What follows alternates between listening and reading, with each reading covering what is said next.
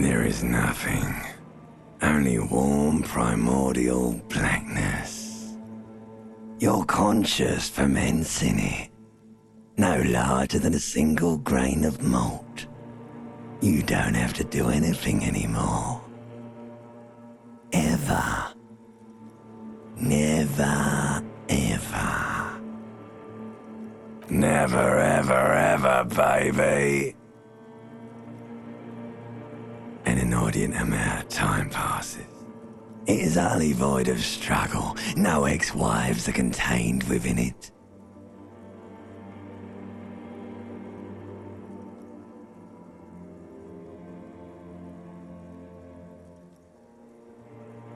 An awareness creeps up on you.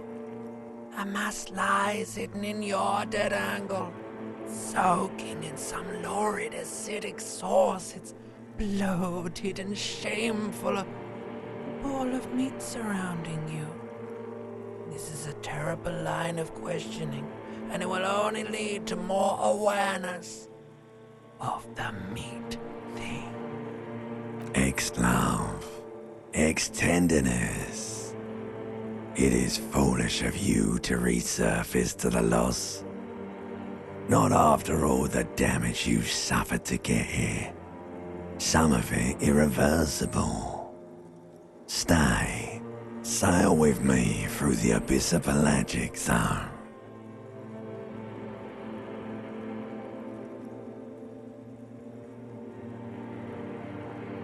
Alright, nothing town to fuck all borough.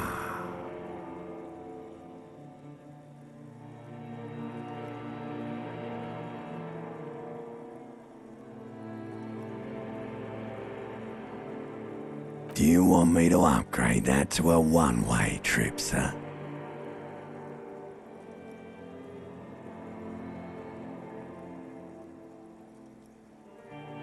The song of death is sweet and endless. But what is this? Somewhere in the sore, bloated man meat around you. A sensation.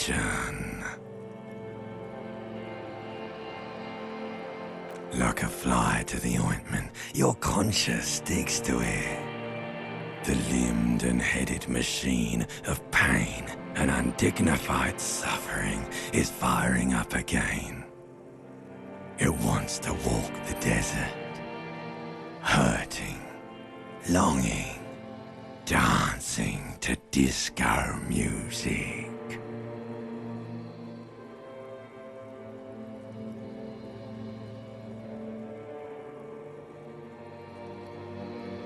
The stench of liquor rises from your mouth, and with it, an ungodly headache.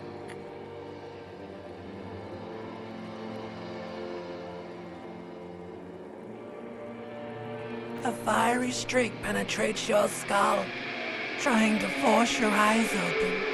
It's a sound, a clarion call from hell. Somehow, you know what it is. A Caprice Canadian motor garage.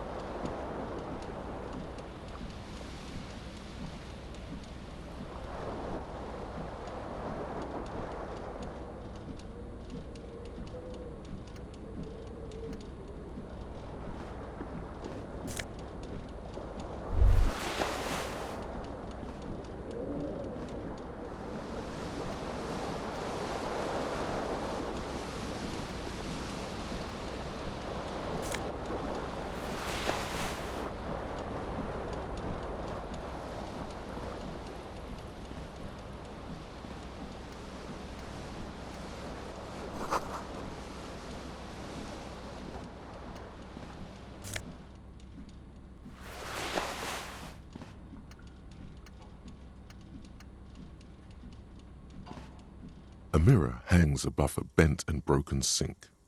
In a fierce discharge of masculine energy, someone has ripped half the faucet off.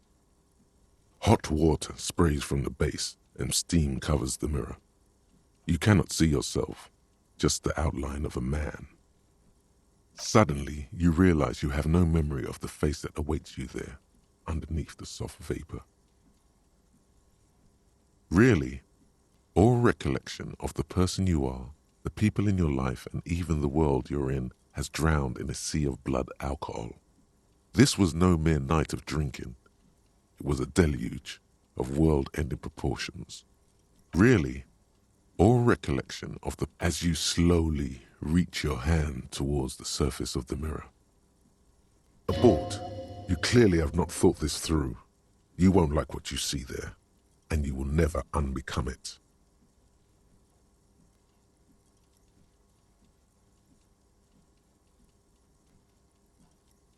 Behold, you have no idea who this thing is, do you? It appears you're also dead. There's clearly rigor mortis on your face. Or wait, is that an expression? Are you trying to make an expression with that face? Please stop. It's horrible. You're scaring yourself.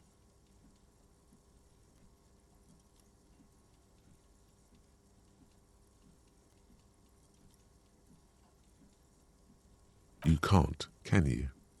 It's like it's not even voluntary anymore. You have worn that grin into your face, and now it won't come off.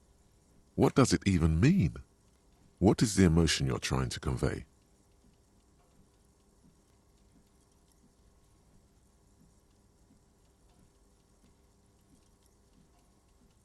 There might have been, 10 years ago.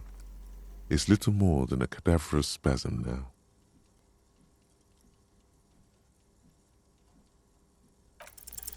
Like the rest of you, it comes from a bad place somewhere in the past.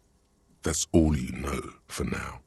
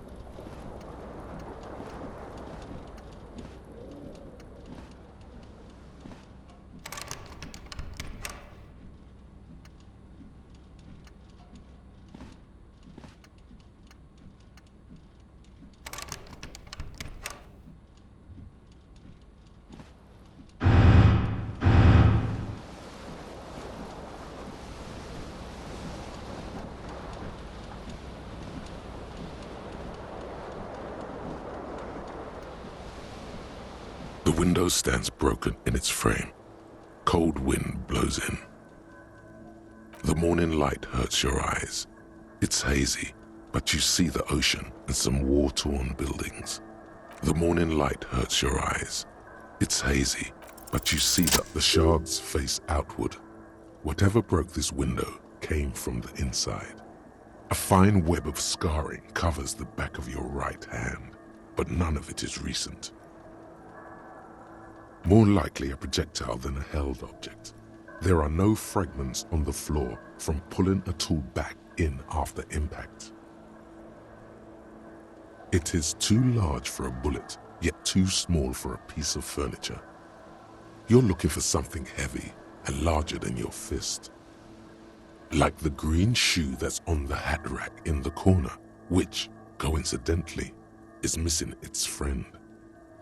Congratulations, you smashed the window with your own shoe. Now you only have one. If you're lucky, you can still find the other on the balcony outside. You mean someone else took your shoe off and smashed the window with it? This person also forced the drinks on you. A cool wind gushes in. Your toes curl up from the cold.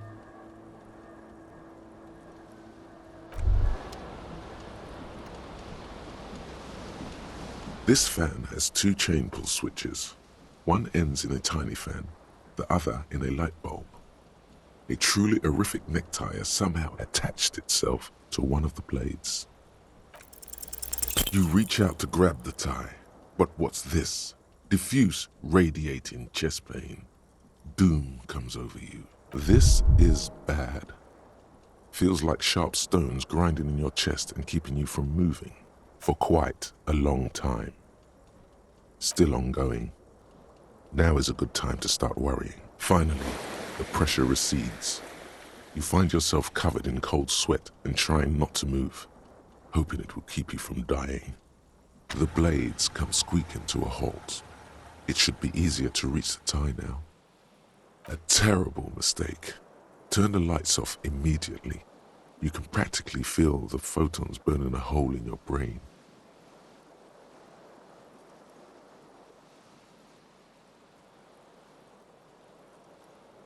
The lights are off. You swoop up and catch the tie. Snap. It's released from the blade. What you have in your hand is a truly hideous necktie with 4 or 5 different patterns. The knot reminds you of a noose. You hear a jingle. Keys are clinking in the pocket of your flare-cut pants. It says, whirling in rags, on the aluminium key ring. There is a single key on the ring. The number 1 is etched on it. It should open the door.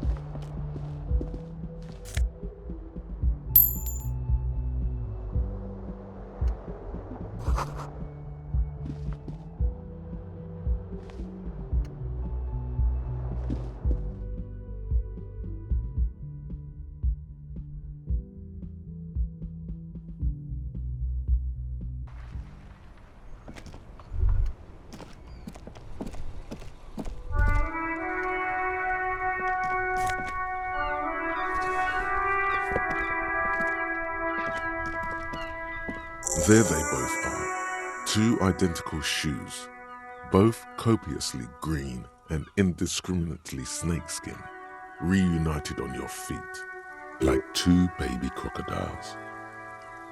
Good, they're balanced, comfy. Feels like the only good thing about you right now, truth be told.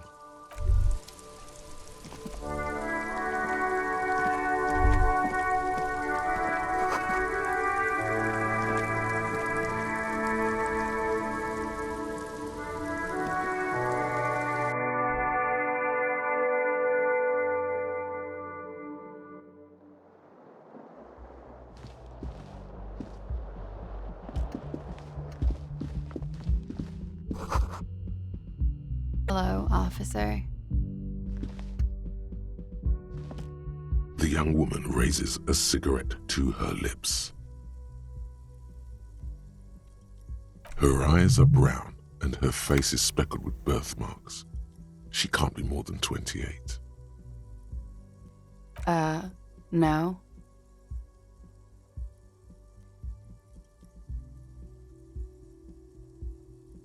Because you're a police officer, sir.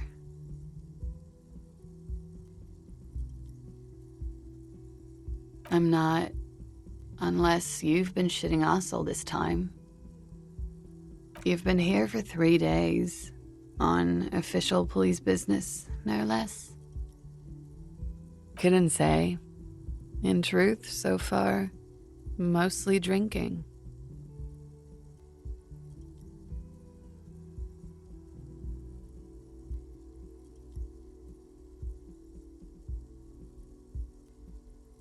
Don't be so harsh on yourself. They let almost anyone be a police officer. Could it be because of the drinking?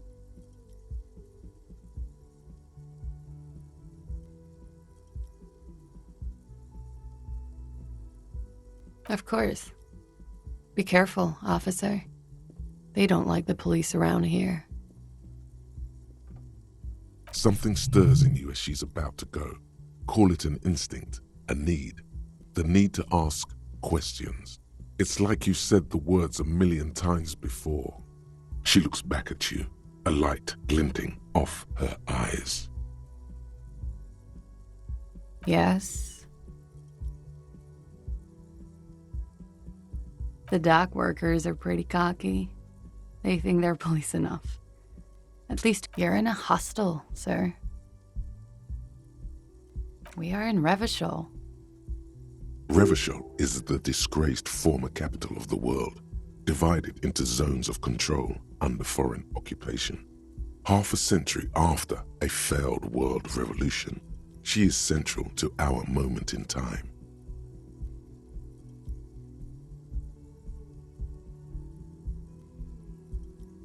Yeah? Those words tell me something else. Feel like something you said innumerable times before. Your mouth is the very shape of them. It's 51. The current century? Centuries don't have numbers, they have names. And this is the current one. Civilization has existed for 8,000 years, sir. You're right. There is nothing funny about civilization. There was the usual ruckus, loud disco music. I couldn't say. It's impossible to hear people speaking from over here. Oh, yes. Various artists. Ostentatious orchestration prime among them. Oh, that. Yeah. Whoa. The less said about OO, the better. OO were huge where I come from. I was very young then, of course. Like 7. Life gets hard, but we go on. I don't know about that. At around 2 o'clock, the disco stopped, and there was a change of pace. A slow, sad song started playing, like organ music on repeat. That went on for quite a while. Some of the time, you were yelling along to it.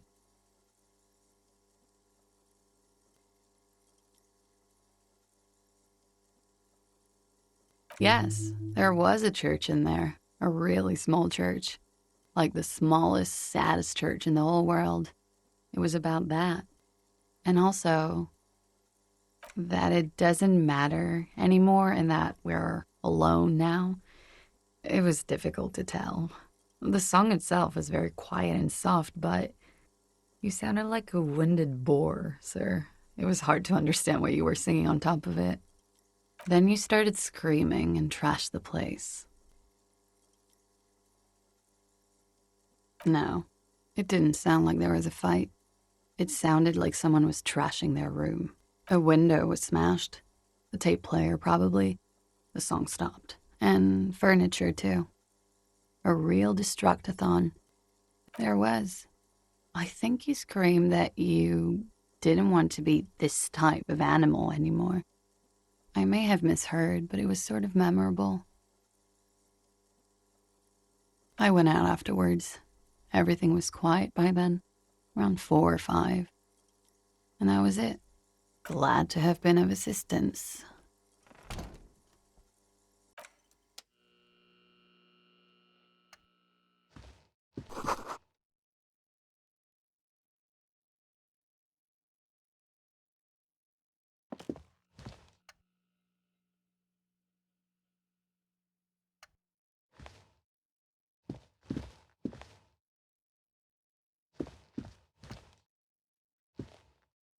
The door is closed.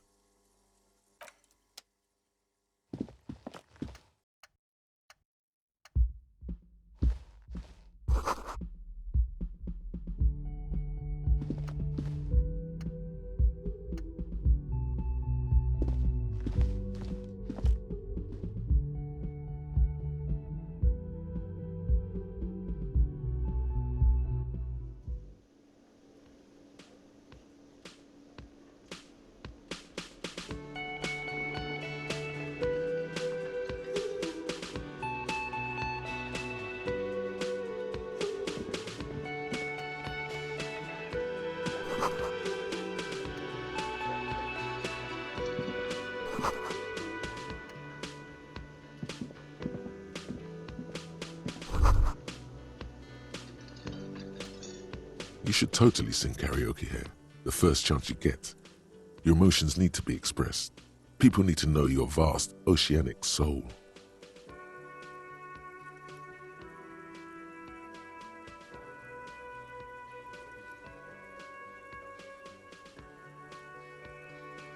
Exactly.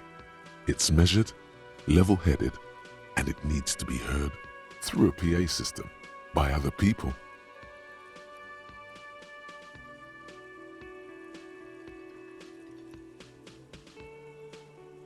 Who is mistakenly identified as a cop for his prominent jawline? Yes, sounds likely. You should probably go on stage and pose for a moment when you're done with this thought. See if it works. You should sing the sad small church song from that tape you found. Thought it was obvious. No, don't sing the happy song. It's stupid. Sing the sad song. It's profound. You would need another copy of the tape first, though. The one upstairs is destroyed.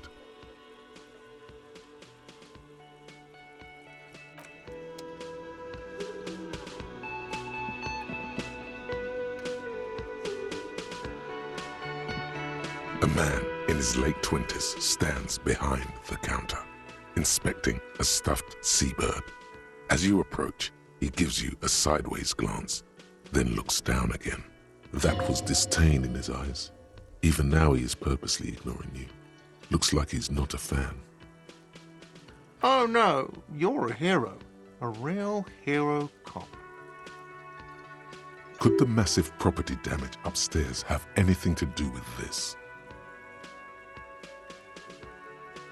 Yes, you are. A real decorated hero. What did you not do? First you took the body down, then you solved the murder, then you didn't trash my hostel room. Maybe you even negotiated the strike. You're right, you didn't, and it's only taken you 3 days not to. No, I haven't seen you around. I'm not always here.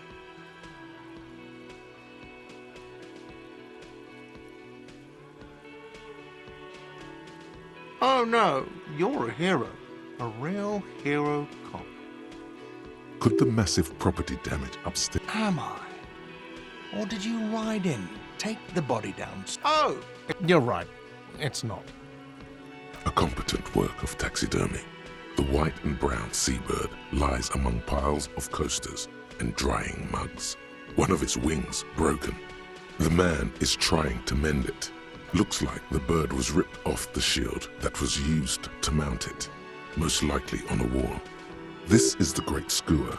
The seabird is the symbol for the discovery of the Insulindian Isola, the part of the world you are in right now. Something about it makes you feel bitter. Look, your buddy is over there. Why don't you go and talk to him, okay? He pretends not to hear you, concentrating on the bird instead. No, I'm not the... I have 3 cafeterias to manage. 3. Sylvie tends the bar here, not me. I'm only standing in. She just, you know... His eyes dart from left to right. This man isn't lying, but he is hiding. So now you're a cop. Oh, forget it.